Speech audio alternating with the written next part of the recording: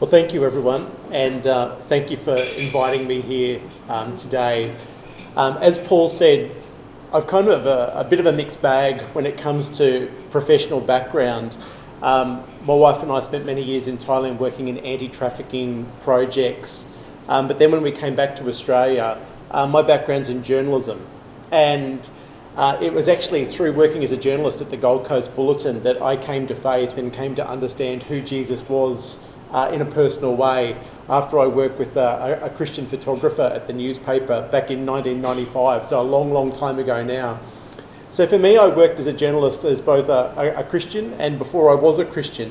And it really, I guess for me, was a pivotal moment in changing my attitude towards reporting and so forth. And then onwards, I ended up heading the journalism program at UQ up until a couple of years ago. But today I really want to look at what our footprint can do, and also exactly what news manipulation is. We might have ideas, but this isn't about conspiracy theories, it's actually about what actually happens in real life. So there's going to be three parts to this. The first part is how it happens at a local level. I live down at Springwood in Logan, so I'm going to give you a case study, if you like, of an example down there that I was involved with when I was at UQ.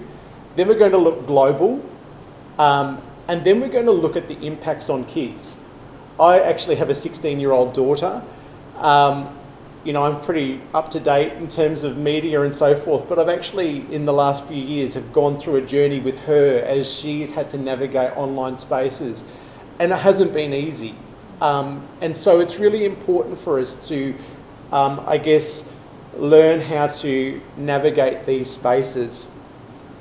So to start off with, you may remember this, you may not, but 2013, it was January, it was the beginning of a year, and there were so-called race riots that happened in Woodridge. It got massive coverage in our media, and so obviously Logan is incredibly diverse. There's more than 200 different ethnic groups live in Logan, and so it was, national coverage. But when it kind of drilled into it, we found out that the actual race riots weren't community-based and widespread. It was actually a conflict between two families. And that actually wasn't ever covered in the news. Afterwards, because this was such a, major event, the Logan City Council did their own research into what actually had happened in their community. They wanted to get to the bottom of it. And this is what they found. They interviewed all sorts of people.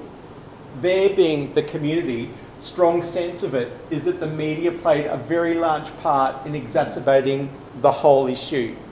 They weren't simply reporting on the issue, they actually created it. And they, the affected families, were receiving their information from the news about each other, which was often made up, and this actually exacerbated the whole problem in the community. And so we can see that when news is false, when news is manipulated, even at the micro level, it can have a huge impact on a localised community. But it got worse. A short time after the riots, a group of kids were walking to Woodridge High in the morning. A TV crew saw them and pulled up beside them and asked them if they wanted to be on TV. The kids were obviously excited, and they said, well, sure. And they said, well, you need to hop in the news car with us and we're going to take you to sites and you'll be on TV that night. But when the story appeared on the current affairs program, the kids were portrayed as the Gangs of Woodridge. And that was really quite a devastating moment for those kids. Not only did it impact their lives because they were completely humiliated, it also impacted their lives because actual gangs wanted to know who these kids were so that they could find them. And so they were actually, some of them didn't go to school for more than a month because they were too terrified to leave their homes. So as a consequence of this, the kids returned to school and they went to their teachers and they said, we're sick of this. We're sick of being stereotyped. We're sick of being stigmatised. We want to create our own media. And so a project called Changemakers was created. And so Changemakers was a project that got a grant from the federal government, and I guess the basis of it was to tell the true stories of Woodridge. And so 50 kids at school put their hand up at Woodridge State High. They put their hands up and said, we want to be a part of this. And then they contacted us at UQ and said, we don't have capacity to create media. Can you help us? And so we got 8 of our journalism students to go down to Logan, and then the relationship was born. I mean, as a consequence of this, we produced 2 magazines in 2014 and 2015. And then in 2018, we created the first documentary that had ever been made in a Queensland school by school children. And so it was called Changemakers, the documentary. The kids outlined the things that they wanted in these stories. And the 3 themes that they identified were pride, hope, and inspiration. And the reason they did that is they said that the media is constantly negative, there is no hope, and we don't feel inspired. And so they said, we know that these stories are here, and we believe that this can make a difference. As a consequence of the project, it built self-belief in the kids. It brought a process of reconciliation between kids within the school community, but also the wider community. There was actually open conversations where people and community groups went to each other and asked for forgiveness for how they had been treating each other. There was shared learning and shared experiences. So I thought what I might do is show you the trailer of the documentary that came out in 2018. 2 warring Aboriginal and Tongan families have clashed again this afternoon in Woodridge. Years of tension, dangerous racial clash on the Tile community, 2 groups of warring young men.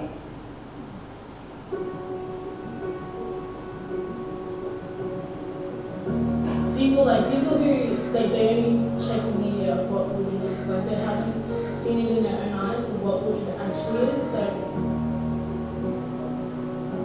if they were like walk through the school, they would actually see like the total opposite of what they actually think. I like Woodridge State High School because there's heaps of friendly people here. You can make friends, like heaps of friends.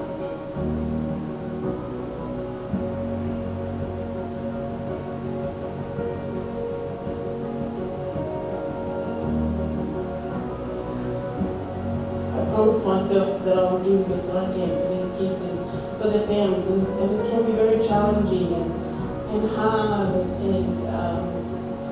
but I love it. I could do this for the rest of my life. When we came to Australia, everything's changed. Like my life was so happy. I can dream of something big.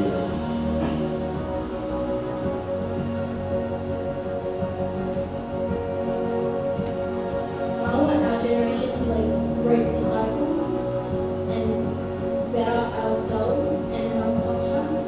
Actually, is the meaning of hope. The meaning of hope is the light inside the darkness. Hope is mean everything. Hope is your life.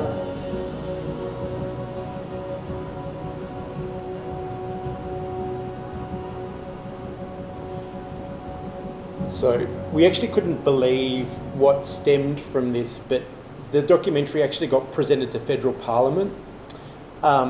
Politicians actually got to hear firsthand what these kids had experienced. They were able to respond to these communities. For some of these kids, they'd never dreamt of ever going to university.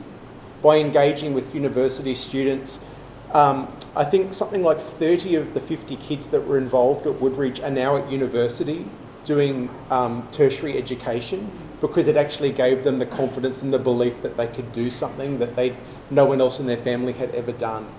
So the outcomes were more than just telling stories. But what we learnt through it is that when we tell the truth, it is an incredibly powerful thing, and it can actually make people step out into spaces that they never dreamed possible.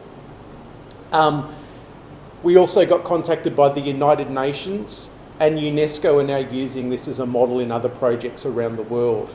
So something that was small, locally based, responding to something awful that had happened to a group of vulnerable young people, really turned into something quite beautiful and greater than we could have ever have imagined. Here we go. Honora O'Neill is a British philosopher, and she deals a lot with trust. And a lot of her research has looked into the dangers of trust being broken. And she says, since trust has to be placed without guarantees, it is inevitably sometimes misplaced. Others let us down. When this happens, trust and relationships based on trust are both damaged. Trust, it is constantly observed, is hard-earned and easily dissipated. It is valuable social capital and not to be squandered. We live in a society that now is willing to sacrifice that very basic social capital, and it's causing all sorts of consequences to society, to stability, and to security. And we have to value it. There has to be a revaluing of these basic tenets of society, and trust is a huge one. People just don't trust the media anymore, and for good reason. And so projects like Changemakers, we develop that for these young people to learn to trust media again, because if they don't, they become disengaged and disenfranchised, not only with media but with the broader society as well. So to take that to a international level, in 2016, a fellow by the name of Aviv Avaria in America sounded an alarm. He'd worked in the tech industry, and he'd actually worked as a researcher. And this is what he said: the incentives that governed the biggest social media platforms were calibrated to reward information that was often misleading and polarising, or both. Platforms like Facebook, Twitter and Google prioritised clicks, shares, ads and money over quality information. And what he found was that for them to propagate mistruth was actually more valuable to them than telling the truth. And so we've got a real problem on our hands, because social media is actually geared towards telling lies rather than telling the truth. And we kind of get sucked into it. We actually are part of what happens. So, I mean, and I'm not exempt from this. We take our photo and we kind of go, oh, it could look a little bit better if I put that filter on it, or if I cut that bit out of it before I actually posted it or shared it or do whatever I do. And we do it thinking we're creating a more beautiful image. But what we're actually doing is we're becoming conditioned to changing reality. And it just becomes part of our own DNA. So therefore we overlook other changes that happen because we've actually become part of this machine and how it works and how it functions. He goes on, our platformed and algorithmically optimised world is vulnerable to propaganda, to misinformation, to dark targeted advertising from foreign governments, so much so that it threatens to undermine a cornerstone of human discourse, the credibility of fact. He calls it an infopocalypse and a reality apathy. And he's right. There are real problems in our society with regard to these things that are taking place. In many regards, if you break down the complexity of social media, and a presentation like tonight, we could talk for days. It's just so complicated and so complex. But if we break it down, social media, in a sense, appeals to 7 deadly sins. We've probably heard of the 7 deadly sins. They're not so much in the Bible as such, but things like greed, sloth, pride, envy, all of these things, they're the appeal points of social media. We look at someone and they're on a holiday. I wish I was on that holiday. We look at someone's house. I wish my house looked like that. It actually is appealing to those negative insights within human character. So it's a really interesting situation. The manipulation itself, Well, now it's becoming more difficult to detect. I talked about how we can quickly put a filter on a photograph and change it. Adobe has now come up with a program that is similar to Photoshop, for those of you who might be familiar with Photoshop. It's called the Voco project. And simply by typing in words underneath someone's voice track, their audio track, I can make them say something that they never said. It's that simple. So I'll show you how it works. Oops. It's becoming easier and easier to manipulate the digital world. Take a look at this demo from Adobe's Voco project. Introducing Project Vocal. Project Vocal allows you to edit speech in text. So as you can see, we have the audio waveform above it, and we have the text under it. And when we play back, the text and audio should play back at the same time. So let's try it. And I kiss my dogs and my wife. Okay. So let's do something here. Okay. So suppose Michael P wants to send this audio to his wife. So he actually wants his wife to go before the dogs. So okay. So what do we do? Easily copy paste. Let's do it. Copy paste. Oh yeah, it's done. Let's listen to it. And I kiss my wife and my wife. Oops. Wait, here's more. We can actually type something that's not here.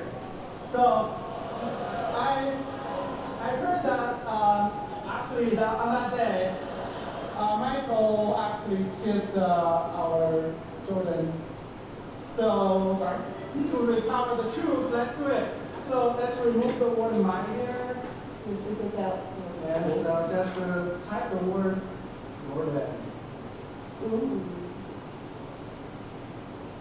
And here we go. And I kissed her and my dogs. Okay, so you can actually type in words and make people say things that they've never said. But it's actually gone beyond this now, because now with AI technology, when you actually have a video of someone's face, you can now make their lips move to then change the voice at the same time. Now, they're laughing, they're having a fun time. But if you imagine what that could mean for a world leader or someone in power and in influence, it simply means that you could post something online as someone who wanted to cause trouble, and it can easily take place now. The AI technology with moving lips is still a little bit clunky, but I've seen lots of programs now where you can do it, and it looks to me on the surface almost like indistinguishable. You couldn't tell whether it was true or not.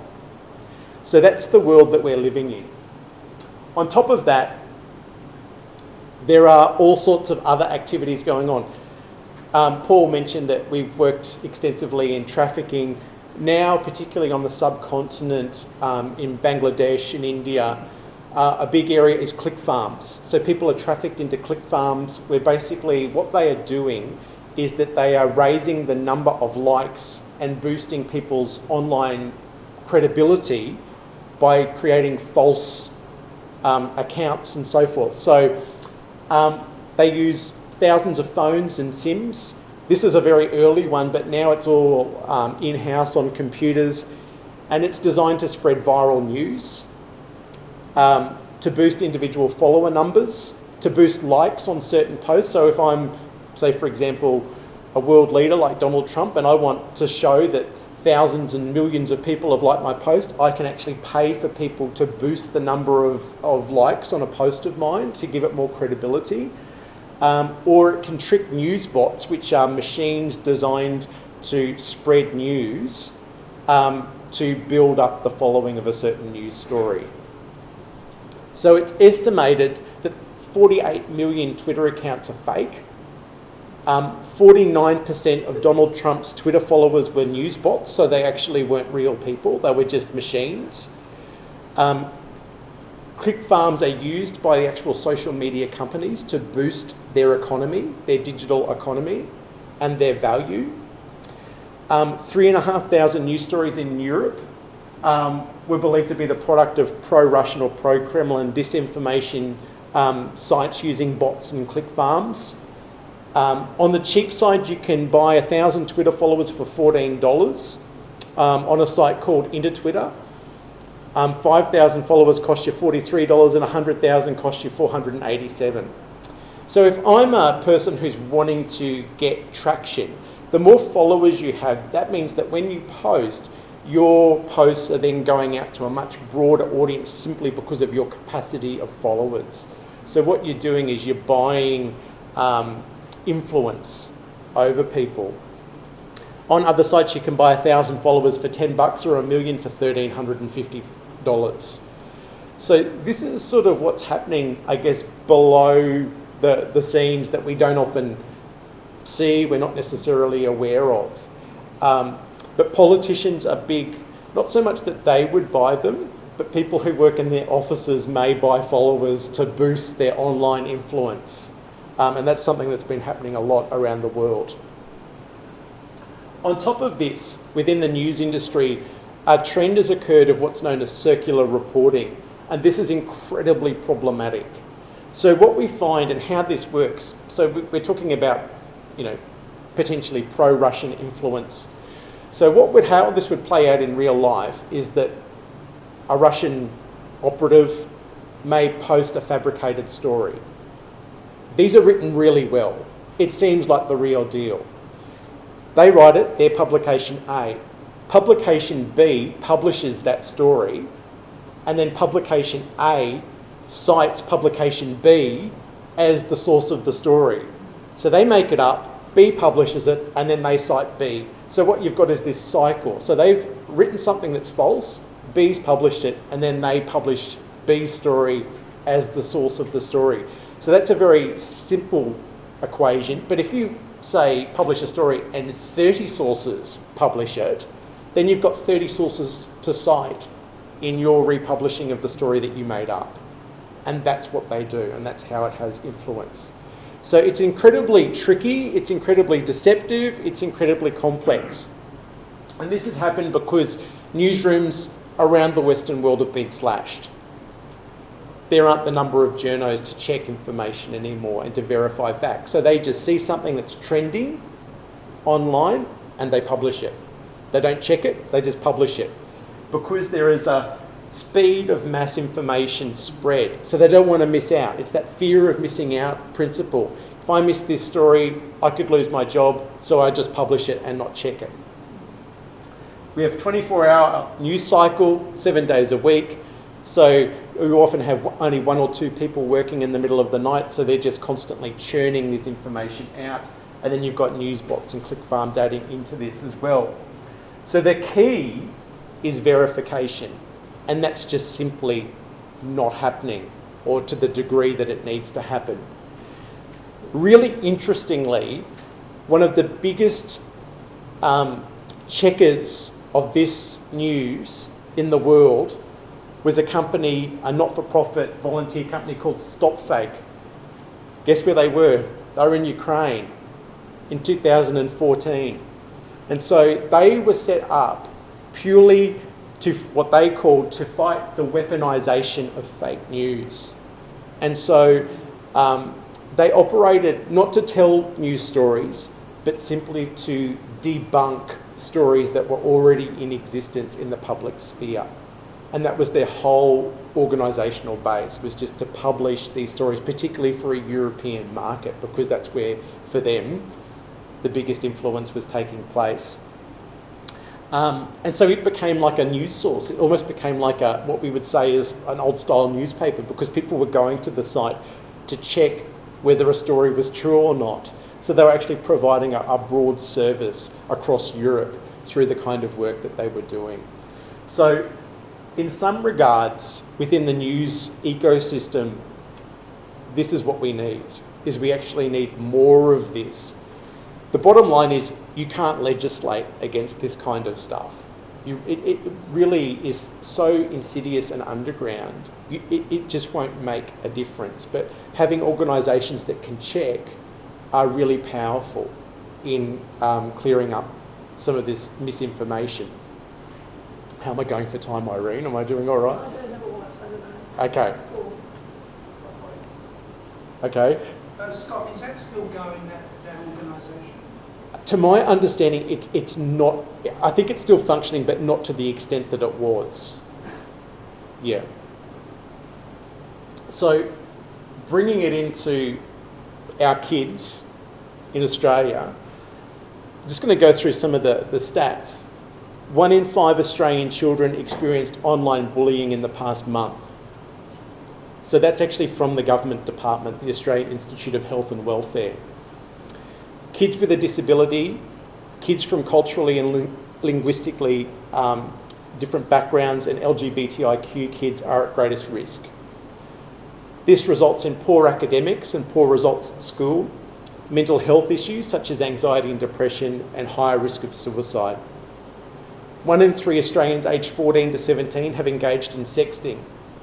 That's from the eSafety Commissioner's Office. And 15% of teens have received a nude image that they did not ask for. So this is some of the stuff that we're seeing.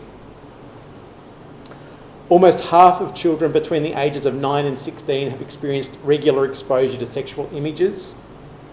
And the research is telling us that exposure to pornography or addiction strengthens attitudes that support sexual violence and violence against women.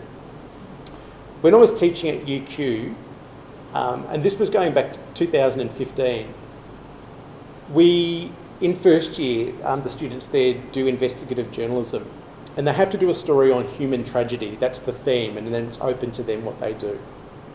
And in the tutorial, we were just brainstorming and thinking of things that they could do. And the idea of sexual violence came up. So these are first year students. Most of them would be 17, 18, 19, in that range of ages. And one of the girls put her hand up and she said, I want to do a story on this because I've experienced this. And so, obviously it's a sensitive conversation. I said, are you happy to talk about this in the class? And she said, I want to talk about this. I want to talk about this. And then as she spoke, the hands went up. And young women in that class, one after the other, had the same experience. And it was just, I was standing there and I was thinking, this is horrendous. I had no idea. And a number of them were talking about what they had been through with other young men, many of whom had been addicted to porn. And they said, this is a huge issue in our society and no one is talking about it. No one is talking about it. And so we have real issues. Obviously, young males, as this research tells us, are more likely than girls to seek out pornography. And then on top of this, we have body image issues. 50% of girls under the age of 6 in Australia are worried that they're fat. 78% of women don't like their bodies by the time they're 17. And body image, in the most recent results from Mission Australia that came out last year, is in the top 4 anxiety issues for Australian teens, male and female. So this is being perpetuated. And as a parent, it is really difficult to navigate. Kids are wanting phone and online communication when they're younger and younger. And navigating that space with a young person, a child today, is an incredibly complex because of the peer pressure. All their friends at school have got them.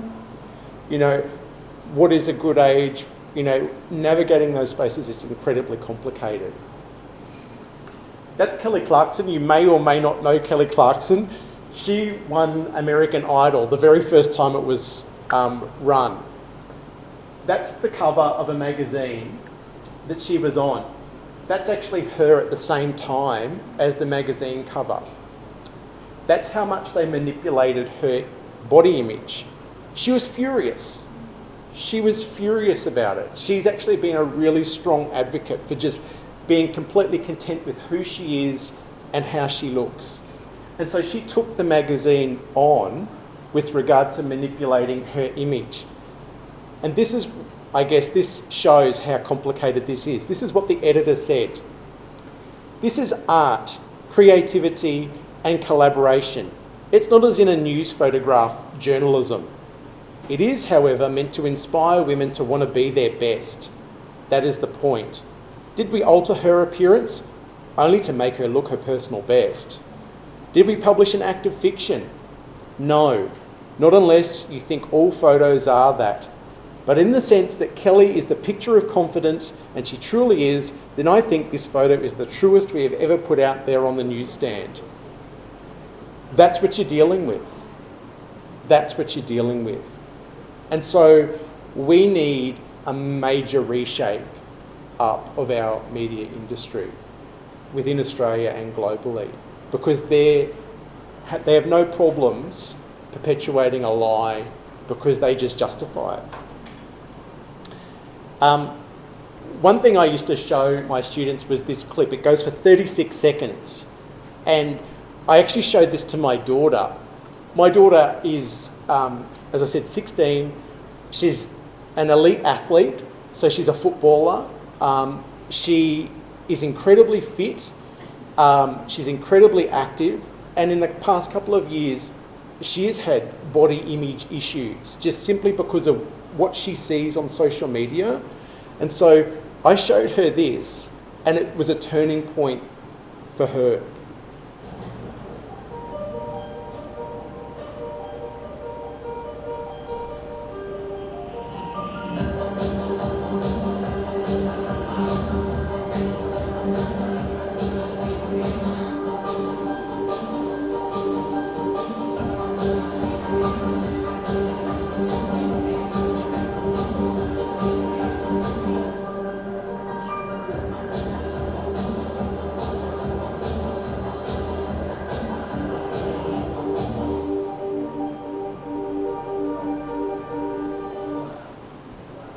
And she said, they don't all do that, do they? And I said, yes. 100% every image that you see in a magazine in this country is altered in a way that, according to a code of ethics, would be too much without telling the audience that it's been changed. And so for her, it was a pivotal moment where she just went, well, I'm not going to believe any of these anymore. And I went, hallelujah, this is what we need. You know, that's what you need to show your friends too. So there are real issues that we're experiencing. In 2018, I wrote this book with a friend of mine who works at Griffith. It's called Journalism for Social Change in Asia, Reporting Human Rights. And so what we wanted to do was to really think about the process of telling stories and being a professional storyteller, whether it be in formal journalism. And for me, what I did is I looked at some ancient Greek. Now, I'm not very okay with ancient Greek, but anyway, the word in Greek for evangelism, the verb that evangelism comes from, and my pronunciation of this will be very poor, but it's euadristai, and basically what that simply means in the ancient Greek is those who herald and deliver news. And I thought, wouldn't it be really interesting to look into some of the Greek and apply that to journalists as a potential code that they could adopt as journalists? And looking at journalists and speaking to journalists from around the world, particularly those that do heavier human rights issues, I would say almost all of them would say that they saw journalism as a calling. They didn't see it as a profession. They saw it as something much deeper than that.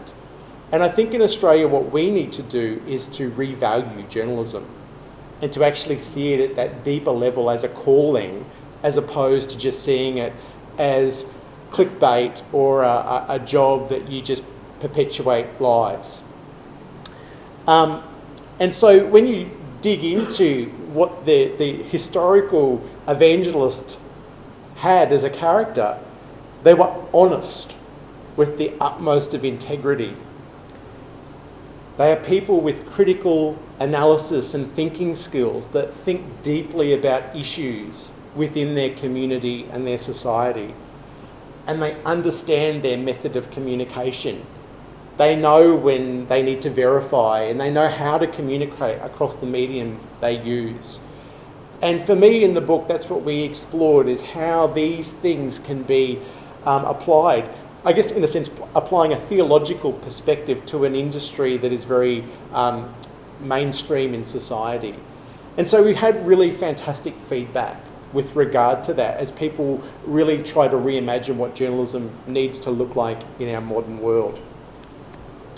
For us, we need to think about these three things. We need to reclaim truth, and we need to seek truth. I think there's just this tendency, you see that one thing that appeals to us and you go, that must be true. But for us, we have to start questioning everything that we read and double checking, triple checking, verifying it so that we're not following myths or people's lies. We also need to seek justice in terms of holding these media companies to account. That is a huge one. And I notice even today in the federal election campaign, this has come up as an election issue now, that we need to be holding some of these giants to account for what they're spreading.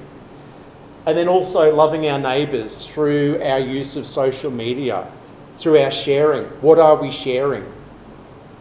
Are we being abusive and obnoxious online through what we post? What are we viewing? You know, I had my phone out before, you know, when we're dealing with that sort of sinful nature that online creates. Now on phones, you've got the incognito browser so that you can search for whatever you like, but no record will be left online. And so you would have this on your phone. It's just in your basic Google search, and you slide it over to the right and you get the incognito tab that you can use to look up whatever disgusting thing you want to look up, and there'll be no record of it. And when someone logs onto your phone, for example, you might have a partner that thinks, what have they been looking? And they might get onto your phone, there'll be no record of it. And so it feeds into that whole sense, what are we looking at? What are we sharing? What are we saying? And we need to think about the implications of our actions on the platforms as well. So that's it. I'm done.